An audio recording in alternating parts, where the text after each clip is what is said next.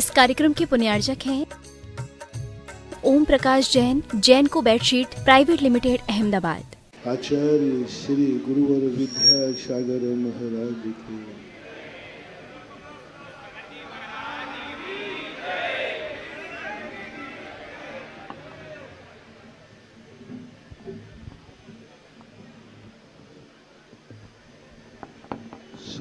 सनातन रूप से प्रभायमान परम मंगलमयी पवित्र जैन धर्म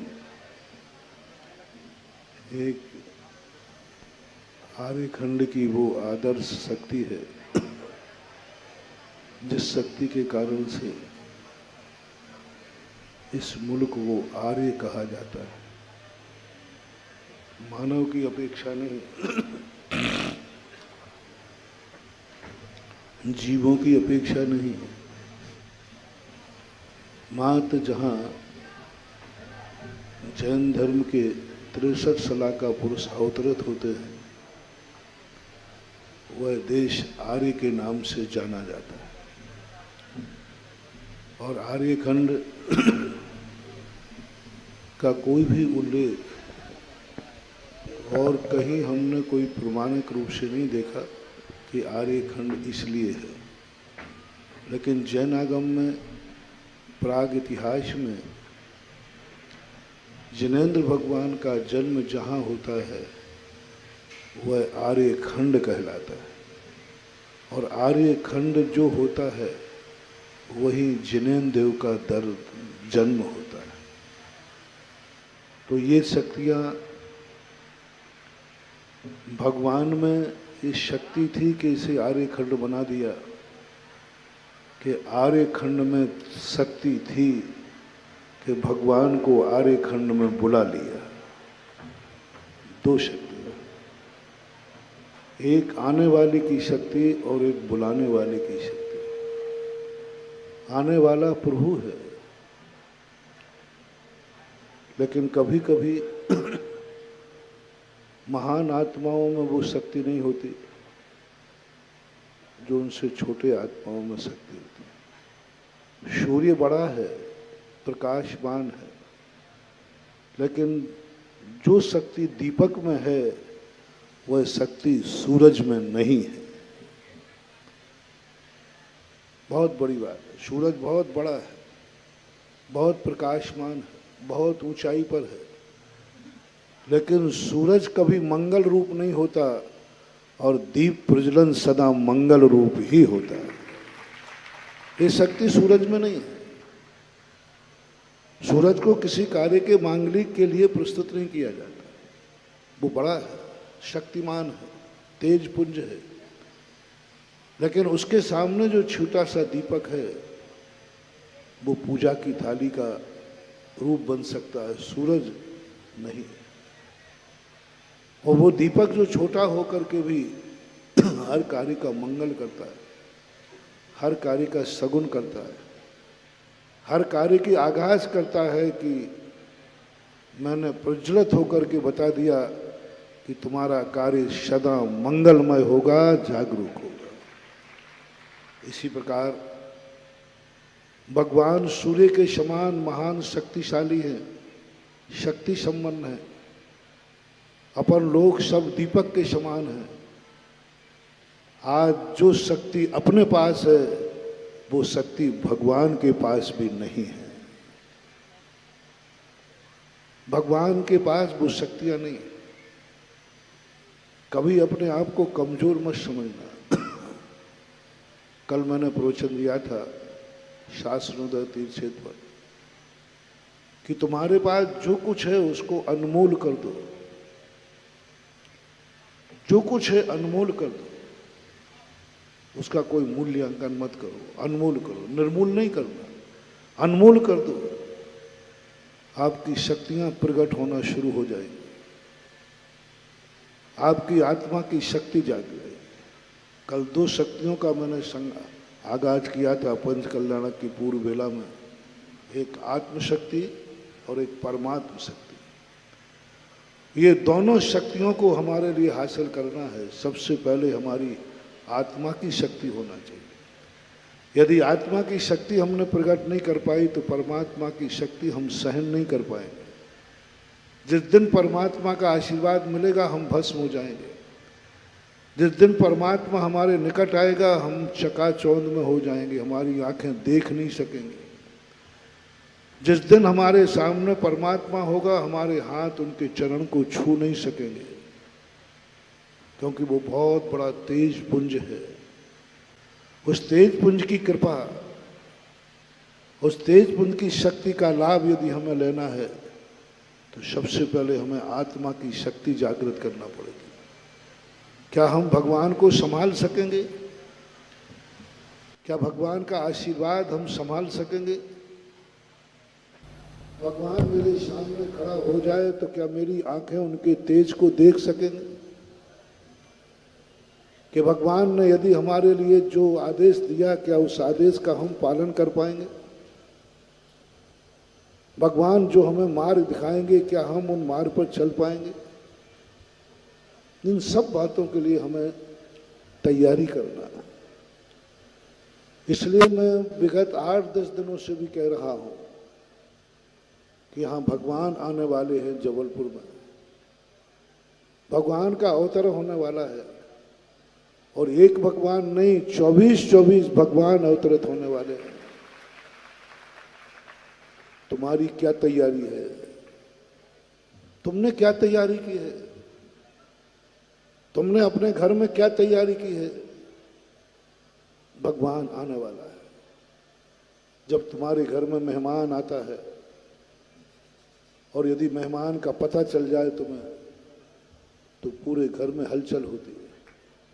पूरे घर के अंदर हर व्यक्ति में मीटिंग होती है, चर्चा होती है, चयन होता है कि घर को कैसे सजाना है, क्योंकि एक मेहमान आ रहे हैं। मेहमानों का आगमन हो रहा है। आप भली ही कैसे भी घर में रह जाएं, आप घर में भली मकर जाले के घर में रह जाएं, लेकिन जैसे ही आपको पता चलता है कि हमारे घर में मेहमान आने वाले हैं, पूरे घर की रंगत बदल जाती है। पूरे घर का कुछ ना कुछ नया, हर कोना जगमगाता है। हर कोना एक ऐसा बनाना चाहते हो जिससे आने वाले मेहमान के सामने हमारी इज्जत रहे कि हम इज्जतवान आदमी हैं। हर व्यक्ति स्वयं अपनी दृष्टि में अपनी इज्जत बना पाए या न बना पाए, लेकिन दुनिया का ये भाव जरूर होता है कि दुनिया के सामने मेरी इज्जत बनी रहे। तुम खुद में इज्जतवान नहीं हो सकते, वो तो तुम्हारी नसीब नहीं है। श्रेष्ठ वही व्यक्ति है जो स्वयं की दृष्टि में इज्जतवान होता है। स्वयं जिस घर में रहता है वो घर में सदा पवित्र रहता है, स्वच्छ रहता है, सुंदर रहता है, सदा सजा हुआ रहता है, क्योंकि घर मेरा है और मैं रहता हूं, मेरे लिए घर ऐसा चाहिए। लेकिन ये बहुत कम होता है, क्योंकि दुनिया जो कुछ भी करती है अपने लिए कम करती है।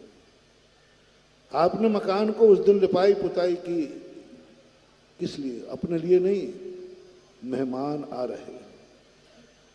आप अच्छे कपड़े पहनते हैं, अपने लिए नहीं। अपने लिए तो अंडर भी या बनियान भी काफी है, और वो भी नहीं हो तो ये अच्छे कपड़े किसके लिए हैं? सबसे अच्छा कपड़ा किस दिन पहनते हो? जिस दिन तुम्हारे घर में मेहमान आना, जिस दिन तुम्हारे घर में कोई पराया आने वाला हो, उस दिन तुम्हारा कपड़े पहनने की तैयारी शुरू होगी। हर व्यक्ति की बात कहेगा कि मेहमान आ रहे हैं, हमें कपड़ा सिलाना है, कपड़ा पहनना है।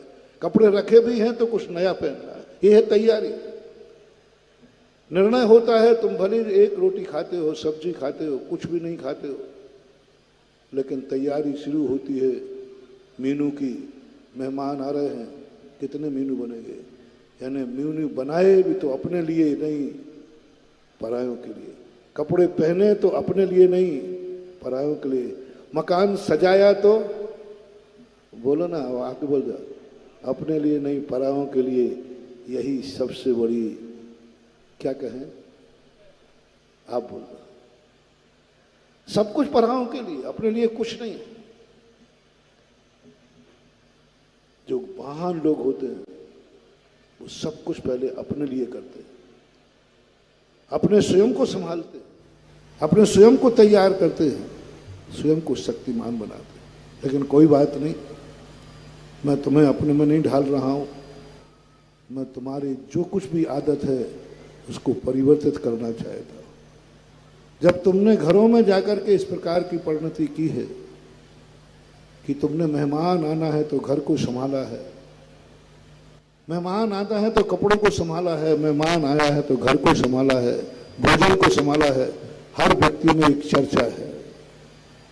बोलो, आज त्रिलोकीनाथ तुम्हारा मेहमान इसी पृथ्वी से आता है,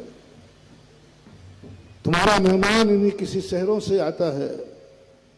और जबलपुर में तो ज्यादा मेहमान जबलपुर के जबलपुर में ही आते हैं, ज्यादा रिश्तेदारियां जबलपुर की, बड़ा शहर है। लेकिन आज मैंने कहा था कि त्रिलोकीनाथ आएंगे, 24 तीर्थंकर आएंगे, आएंगे, आएंगे, आएंगे, आएंगे, आएंगे, आएंगे। तुमने क्या तैयारी की है? क्या तुम्हारे मन में भाव आया कि अब कुछ परिवर्तन होगा? त्रिलोकीनाथ आ रहा है, वो तो एक जन्म का मेहमान रिश्तेदार है, और बीच में टूट जाए तो ये भी कोई गारंटी नहीं है। रिश्ते टूटते हैं कि नहीं? टूटते, टूट जाए, लेकिन ये वो मेहमान है जो एक बार जिसका मेहमान हो जाता है, जन्म जन्म तक मेहमान रहता है, और इसमें डाइवर्स नहीं होता, टूटता नहीं।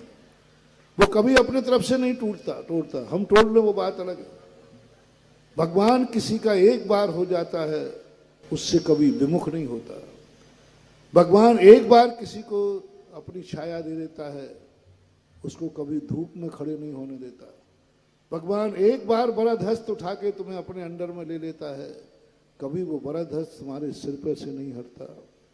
भगवान एक बार तुम्हारे लिए कोई रास्ता बता देता है, वह कभी अपने रास्ते नहीं बदलता। एक बार वो तुम्हारा हो जाता है, फिर वो कभी तुम्हारा साथ नहीं छोड़ता। अब हम ही छोड़ दें साथ तो बात अलग है, हम ही पेड़ को छोड़ दें तो बात अलग है, हम ही रास्ते भटक जाएं तो वो बात अलग है। हम ही जान करके कि भगवान ने जो रास्ता बनाया, कितने % लोग हैं जिन्हें भगवान ने, गुरु ने रास्ता बताया है, लेकिन आज वो उस रास्ते को जानते हुए भी दूसरे रास्ते पर चल रहे हैं। जैन देव ने रास्ता बताया, गुरु ने रास्ता बताया, कितने लोग ये जानकर सुनकर के भी मिथ्या रास्ते पे चलते। छोटे देव का स्वरूप बताया, चोखे देव ने तुम्हें स्वीकार किया, फिर भी तुम चोखे देव की छाया पाकर, चोखे देव का कुल पाकर, चोखे देव की जाति पाकर, उसके बावजूद तुम खोटे देव के पास कभी कभी खड़े मिलते हो, धोख देते मिलते हो। चोखे गुरु को समझकर खोटे गुरु के पास जाते हो। चोखा मंत्र तुम्हारे पूर्व भाव से लेकर के तुम आए हो। जब से तुमने बोलना सीखा, सबसे पहले माने नमोकार मंत्र पढ़ाया। वो नमोकार मंत्र पढ़ करके भी तुम ना जाने कौन सा खोटा मंत्र पढ़ते हुए देखे जाते हो। इसमें अब नमोकार मंत्र क्या करे? इसमें भगवान क्या करे? गुरु क्या करे? कोई कुछ नहीं कर सकता, क्योंकि तुम खुद अपने भटकने का तुमने खुद रास्ता चुना है। लेकिन भगवान कभी अपने आप के भक्त को कभी अपने से जुदा नहीं करते। भक्त जुदा हो जाए बात अलग। इसलिए जब भक्ति के मन में भाव आए कि ऐसा व्यक्ति, ऐसी शक्तियां हमारे पास आ रही, आपकी क्या तैयारी है? कुछ करो। आज पहला दिन है, अभी बारात आई नहीं है, भगवान के पास सूचना पहुंच चुकी है, भगवान अभी वहां से चला नहीं है, आने वाला है। भगवान ने आने की तैयारी कर ली है, लेकिन अभी आया नहीं है। कहीं वो आए, कहीं तुम दरवाजे पे ना मिलो तो, कहीं वो आए तुम्हारे दरवाजे पर कोई शगुन ना मिले तो।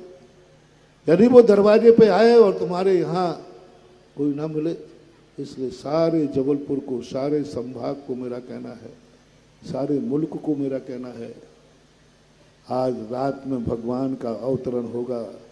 प्रातःकाल तुम्हारे हर घर पर कोई ना कोई दरवाजे पर मांगलिक होना चाहिए और 5 दीपक जलना चाहिए, रंगोली होना चाहिए, जिससे आने वाला देवता वो देवराज सौधर्मेंद्र, देवताओं ने तो आना शुरू कर दिया 6 महीने पहले, वो देख करके चलेगा कि यहाँ पर कितने स्थानों पर मेहमान बनेंगे हमारे भगवान, कितने लोग स्वागत के लिए खड़े हैं, कितने दरवाजों में मांगलिक हुआ है, तैयारी क्या की है। कुछ बाहर की तैयारी करो, कुछ बाहर से अपना प्रदर्शन करो। जैसे तुम मेहमानों को अपना इज्जत दिखाने का भाव करते हो, मेहमानों को अपना कुछ दिखाने का भाव करते हो, आज ये 5 दिन 6 दिन भगवान को दिखाने का भाव करना है कि हे भगवान, आपका जो भक्त है कितना सुखी है। इज्जत दिखाओ अपनी, जैसे मेहमान को इज्जत दिखाते हो, स्वयं फटा कपड़ा पहनते हो और मेहमान आवे तो अच्छा पहन, रूखा खाते हो, मेहमान आए तो फिर तलातल खाते हो।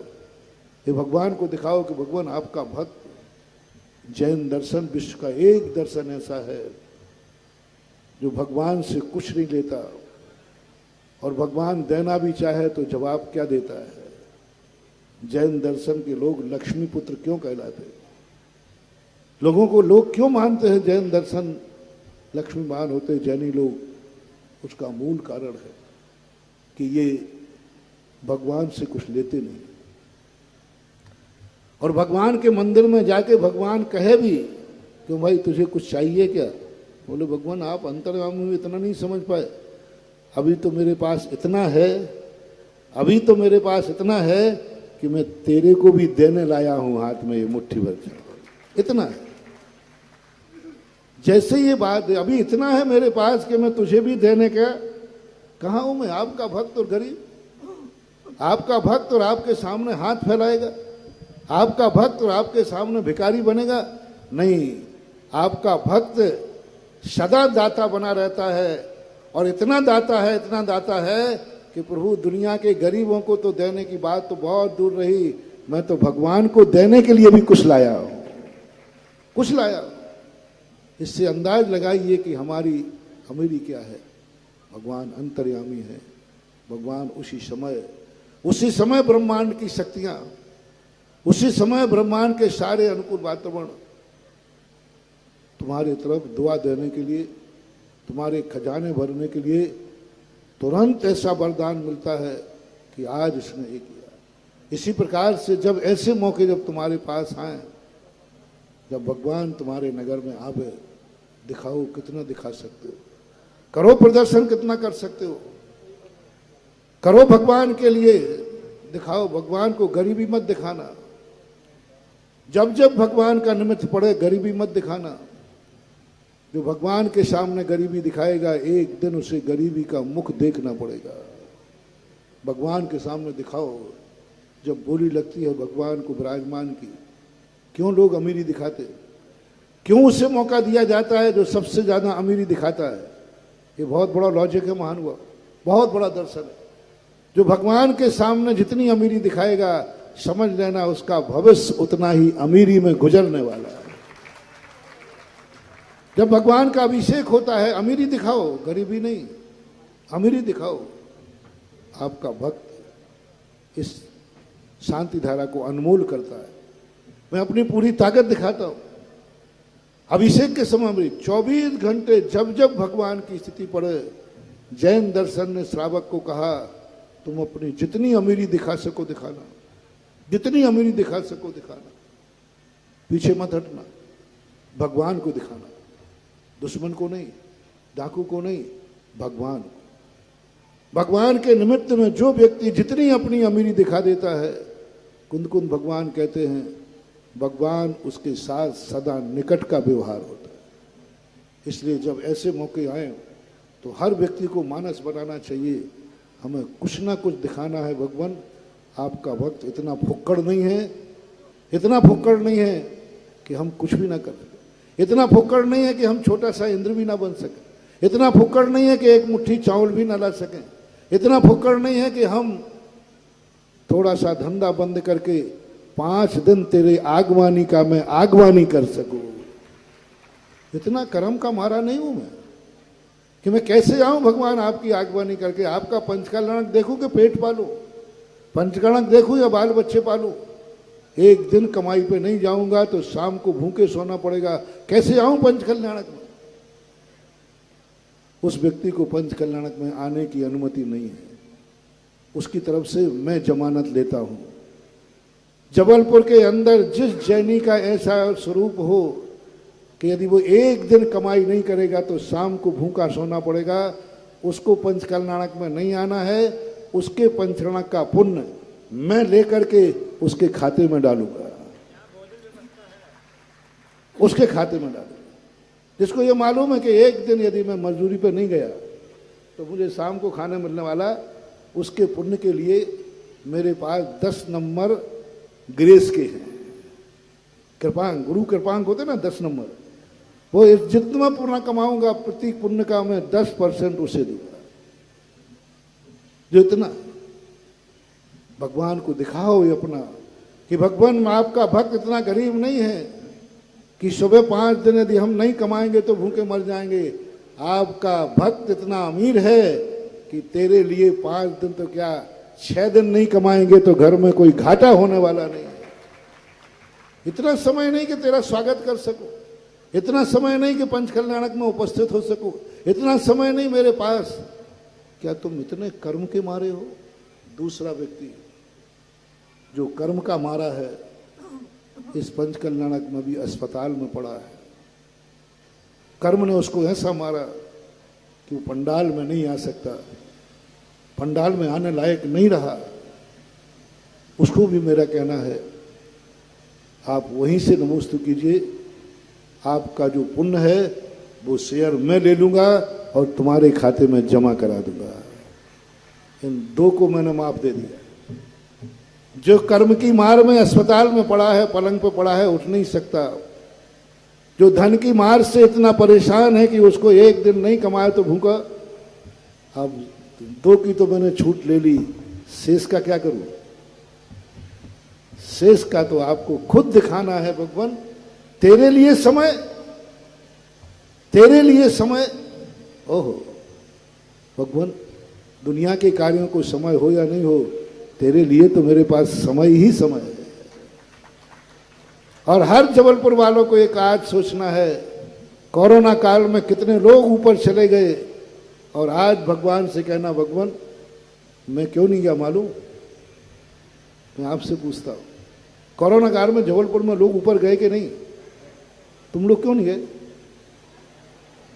बोलो ना, गर्व से कहो आज भगवान से, भगवान कैसे जाना था जाता, मेरे हाथ में रकील थी कि तेरा पंचकल्याणक देखना था, मुझे कैसे जाता मैं? मेरे हाथों में वो रकील है जिस रकील में लिखा था कि तू जब ही मरेगा जब जनेन देव 24 भगवानों का पंचकल्याणक देखेगा। मैं कैसे मर जाता? आज दे दो जिंदगी का श्रेय भगवान के लिए कि हे भगवान तेरे लिए ही मैं जिंदा था कि मुझे पंचकल्याणक देखना था। मेरे पास कैसे समय नहीं है? कैसे समय नहीं है? यमराज आ जाए तो समय ही समय है, मेरा भगवान आया है, मेरे पास समय ही समय है।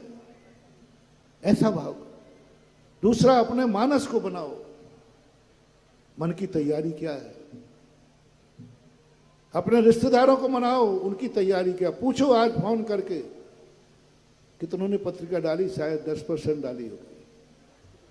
मेरा भाव था कि मैं कुछ तुम्हें ऐसा वरदान देना चाहता था।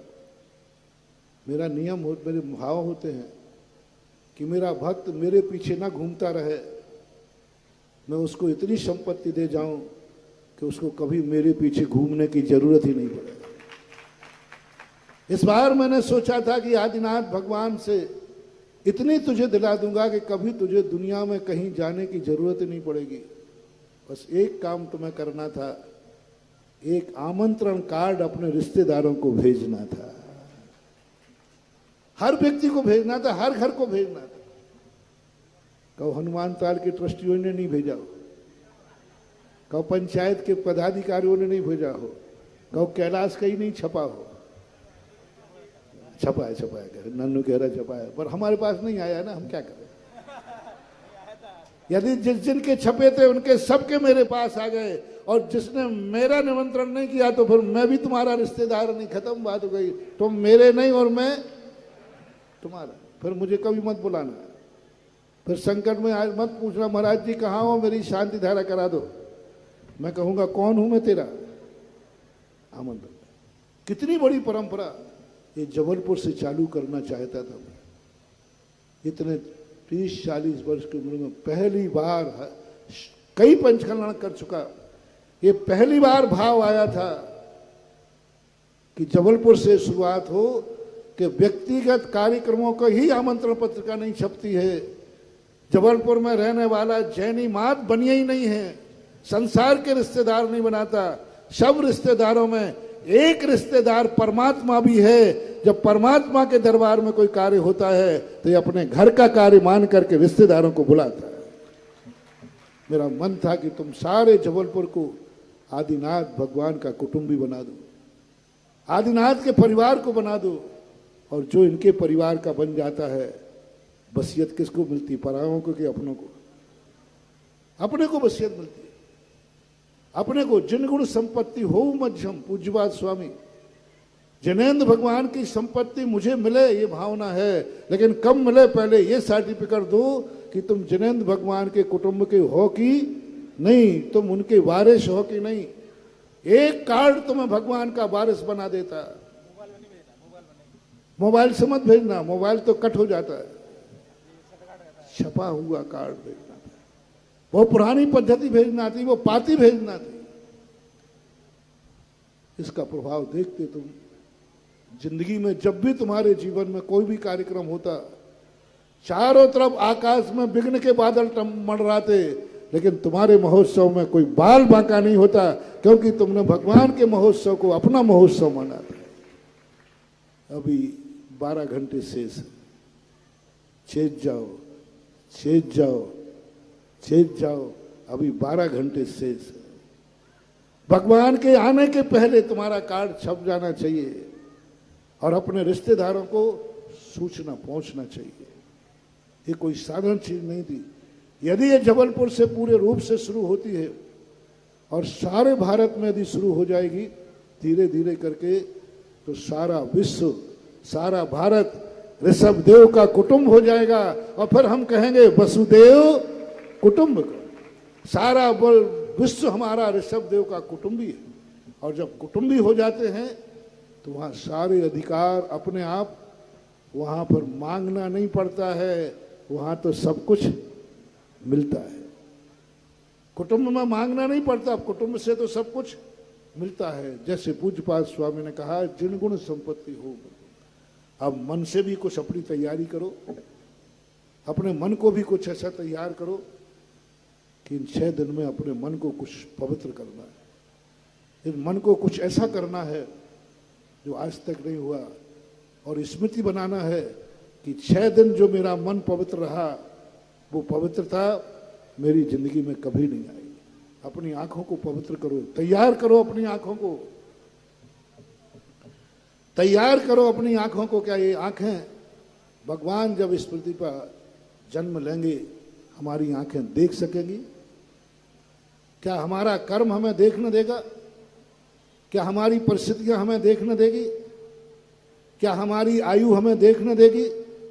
तैयारी करो अपने आंखों की, कि इन आंखों को तैयार करो, क्योंकि हम जैनेन्द्र देव को देखना चाहते हैं।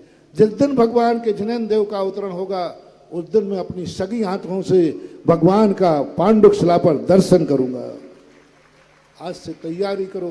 क्या आंखें देखने देंगी? क्या कोई ऐसे कर्म का उदय तो नहीं आ जाएगा कि तुम देख नहीं पाओ? चलो उन सब के लिए तुम्हारे लिए माफ करता हूं। कर्म तुम्हें नहीं देखने देगा, उसकी माला मैं फेरूंगा कि हे भगवान, जिसने अपने नगर में आए हुए भगवान को देखने का संकल्प किया है, और ज्यादा न सही, जब तक भगवान का दर्शन न कर ले, इनकी आंखों में ज्योति बना के रखना। चलो कर्म से भी कहता हूं कि उस समय के जीवन में ऐसी कोई विपदा परेशानी ना आ जाए कि वो भगवान का जन्म ही न देख पाए। लेकिन शौक में, मौज में, नींद में, ऐसो आराम में, व्यसनों के कारण नहीं देख पाओगे तो उनकी जिम्मेवारी मेरी नहीं है। भावना वो तैयार करो अपनी आंखों को, तैयार करो अपने कानों को, जब भगवान केवल ज्ञान में बैठ करके दिव्य धुनी की उपदेश देंगे। तैयार करो उस समय, जिस समय भगवान का राज चलेगा, उस राजसभा में तुम होगे और तुम्हारे राजा होंगे ऋषभ देव। तैयार करो, एक बार मन बनाओ कि हमारा कोई राजा हो। मैं राजा नहीं बन सकता, अच्छा है कि तुम राजा बनो, तुम शास्ता बनो, लेकिन नहीं बन सकते हो तो एक भावना भाना। राज दरबार लगाया जाता है खुल्लम खुल्ला, क्यों? इसलिए लगाया जाता है कि उस समय महसूस करना है कि आदिनाथ मेरे राजा हैं और मैं प्रजा हैं। और जो आदिनाथ की राज दरबार में बैठ जाता है वो संसार में कहीं जन्मे उसको सदा राजा न्याय प्रिय मिलता है। उसका पुण्य क्या है राज दरबार में बैठने का? महसूस करना है कि मैं राजा प्रजा हूं आदिनाथ की, आदिनाथ मेरे राजा है। आदिनाथ को राजा बनाने की तुमने तैयारी की। जब भी तुम कहीं जन्मोगे तुम्हारा कलेक्टर अन्यायी नहीं होगा, तुम्हारा मुख्यमंत्री अन्यायी नहीं होगा। और यदि मरण करके किसी ऐसे देश में जन्मे जहां राजा है, वहां एक दिन साक्षात तीर्थंकर तुम्हारे राजा होंगे। एक बार तुम अच्छे राजा का, इसलिए आपको गर्भ कल्याणक देखना है। इसलिए कैसे होते हैं गर्भ में आने वाला जीव, कैसी होती है माता जो गर्भ कल्याणक देखता है। उसमें गर्भ में आया हुआ बालक विकलांग नहीं होता, उसमें गर्भ में आया हुआ बालक संस्कारहीन नहीं होता, उसका बाद में आया हुआ बालक कुल को कलंकित करने वाला नहीं होता, उसमें आया हुआ बालक अपने कुल में 4 चांद लगाता है। तुमने तैयारी की गर्भ कल्याणक देखने की? हर माता पिता बनना चाहता है, बने, मेरे से कोई ऐतराज नहीं, लेकिन तैयारी की कि हमारे घर में हम पंच कल्याण गर्भ कल्याणक देखने की हमारी ये तैयारी है। क्या कहूँ किसी ने बहू से कि बहू तू घर का दीपक जन्म देने वाली है, तुझे गर्भ कल्याणक की तैयारी कर देखने की, गर्भ कल्याण की क्रियाओं में शामिल हो और देख माता कैसे बच्चे का पालन करती है, माता कैसे जन्म देती है, माता 9 महीने कैसे व्यतीत करती है। क्या आपने ये तैयारी की?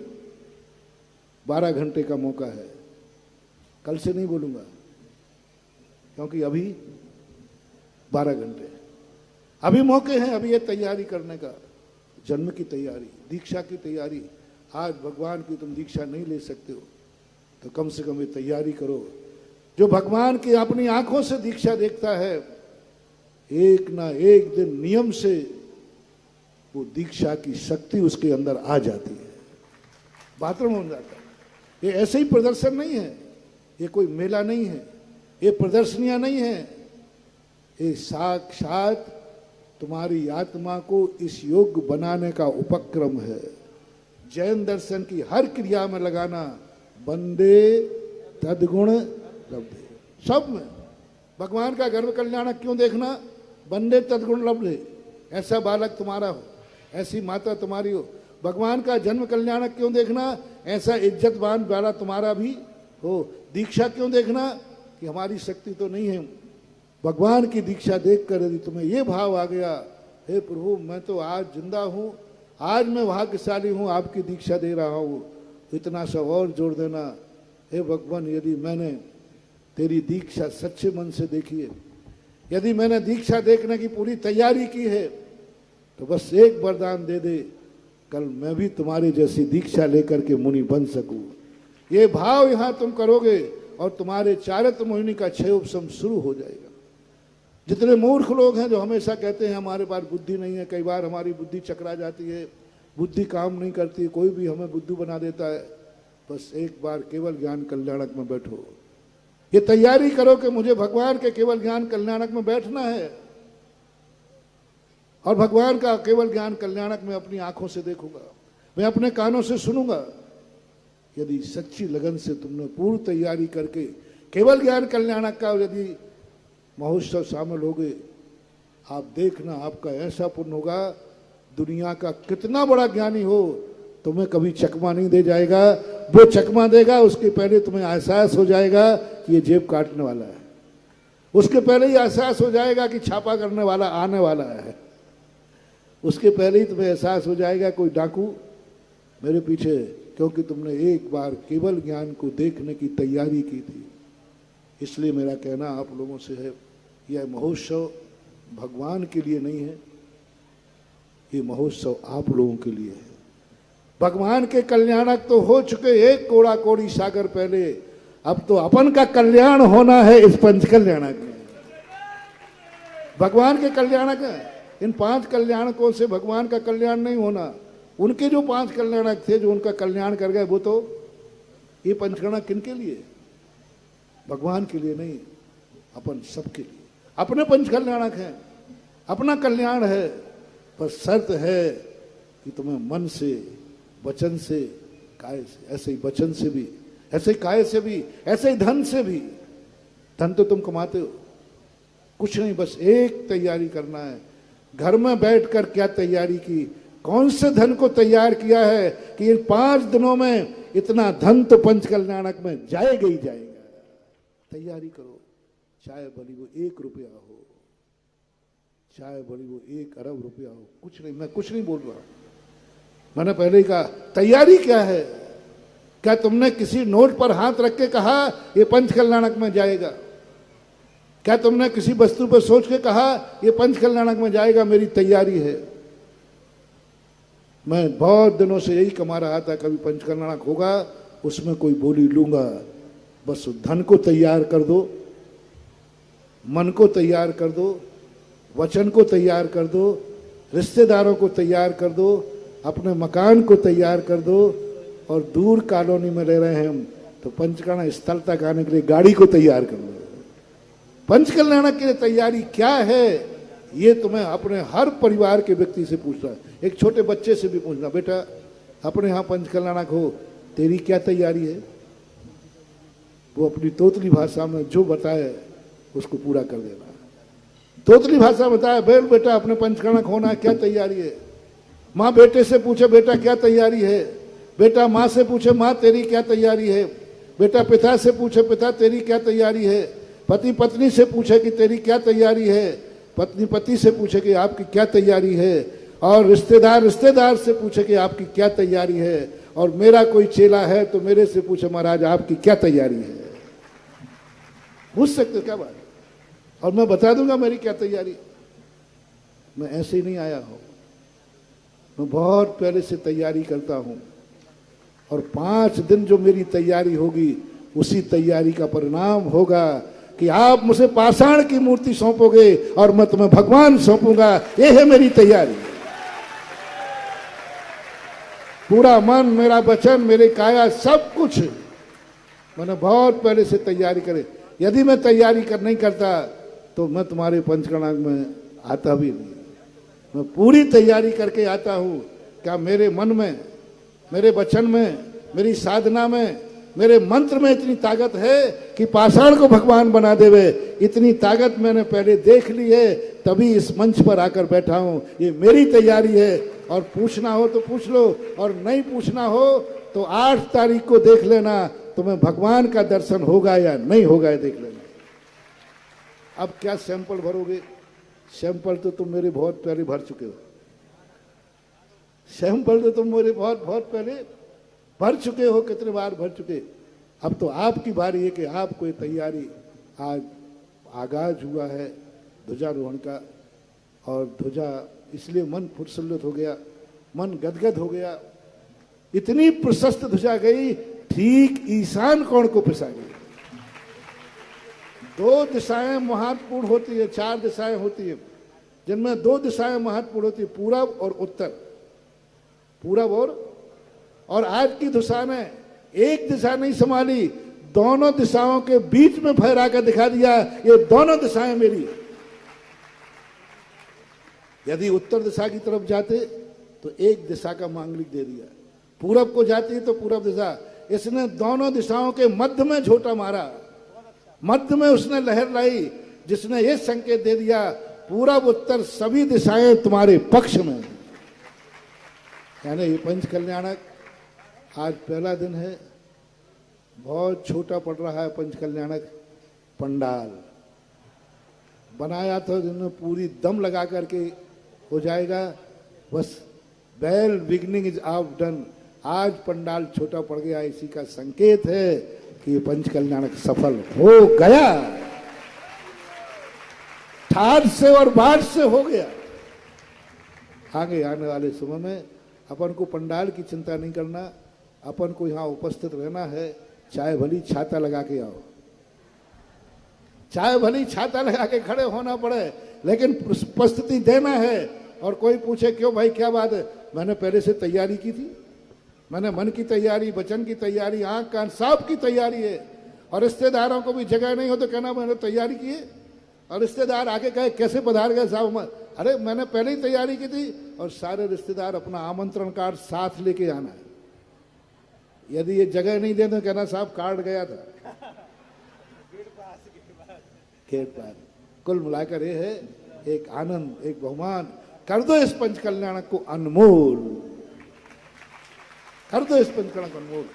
कोई भी बाधा तुम्हारे लिए पंचकल्याणक को फीका ना कर सके, कोई भी मजबूरी पंचकल्याणक को पीछे ना कर सके, कोई मजबूरी कहीं इससे ज्यादा महत्वपूर्ण नहीं हो जाए। 5 दिन का कोई कार्यक्रम तुम्हारे लिए मंजूर, ये कार्यक्रम को ये मन में कर दो, ये कार्यक्रम अनमोल है। इस कार्यक्रम के लिए दुनिया की कोई ताकत मेरे बीच में नहीं आ सकती और इसके बराबर कोई मूल्यवान नहीं हो सकता। मेरा पंचकल्याणक अनमोल है और यदि इस पंचकल्याणक को अनमोल कर दिया तो ये ध्यान रखना तुम्हारी भी सुख समृद्धि अनमोल हो जाएगी। जो 1.5 साल की कोरोना की मार तुमने खाई है, इस दिवाली के दिन कहोगे कि 1.5 साल की मार खाई, हमने तो 30 साल का कमा लिया है, क्योंकि पंचकल्याणक को अनमोल कर दिया। तुम जितना इसको अनमोल बनाओगे तुम्हारी जिंदगी अनमोल होगी, तुम्हारा परिवार अनमोल होगा, तुम्हारा घर अनमोल होगा, तुम्हारे आंख कान अनमोल होंगे, तुम्हारा रिश्तेदार अनमोल होगा, क्योंकि तुमने पंचकल्याणक को बोलो अनमोल कर दिया। और जब भी कोई चीज सामने आए बोले पंचकल्याणक से ज्यादा मूल्यवान नहीं। कोई कहीं जाने की बात आए तो कह देना नहीं, पंचकल्याणक से ज्यादा जरूरी काम नहीं है, सबसे बड़ा जरूरी काम ये है। ऐसा शुद्धि के साथ, विशुद्धि के साथ आज ध्वजारोहण जो लक्ष्मी भंडार परिवार ने किया, संतोष बाबू ने, एक अच्छा, बहुत अच्छा शुभ शकुन। मुझे खुशी है बहुत अच्छी कि एक बार इसी बेटे ने, संतोष नाम ना, सुधीर, एक बार यहाँ अतिशय किया था इसके हाथों ने, एक बार चमत्कार किया था इसके हाथों ने। जब सारी दुनिया में एक चर्चा थी कि पिसनहारी मड़िया पिसनहारी ने बनाई थी, लेकिन किसी को उसकी निशानी पता नहीं थी कि पिसनहारी मड़िया की मूर्ति क्या है। जब मैं पिसनहारी मड़िया में था, विगत वर्ष गया, तब पूरे मंदिरों में ढूंढते ढूंढते ढूंढते पिसनहारी बुढ़िया ने जो मूर्ति बैठा ली थी, वो मूर्ति मुझे शिखर के आले में बैठी मिली थी। एक बार यूं दृष्टि बन के उस मूर्ति को देख के आओ वो क्या है। जब देखा तो वह ओरिजिनल मूर्ति थी जो पिसनहारी मड़िया ने, उस मूर्ति को नीचे उतार करके विधान हुआ था नीचे और पालकी के साथ ऊपर, और उसको इस व्यक्ति ने बैठाला था और संतोष भाई ने, और ऐसा बैठाला था कि ये बैठाल के नीचे तक नहीं आ पाए थे। और वहां अभिषेक की धारा लगी थी और 11 बजे अभिषेक हुआ था, 4 बजे तक मैंने अपनी सगी आंखों से देखा था। और उसका चमत्कार ये हुआ था, उस समय इनको कोई बाद में कोई थोड़ी सी बीमारी आई, ऐसी बीमारी थी कोई मना कर दिया था। आज ये जिंदा बैठे हैं क्योंकि पिसनहारी बुढ़िया ने कह दिया था, जाओ मेरा वरदान है, एक दिन पंचकल्याणक का ध्वजारोहण तुम करोगे। कभी कभी अच्छे हाथों से कोई कार्य होता है तो उसका अच्छा फल मिलता है, अच्छे हाथ से निमित्त हवाएं बदल जाती हैं।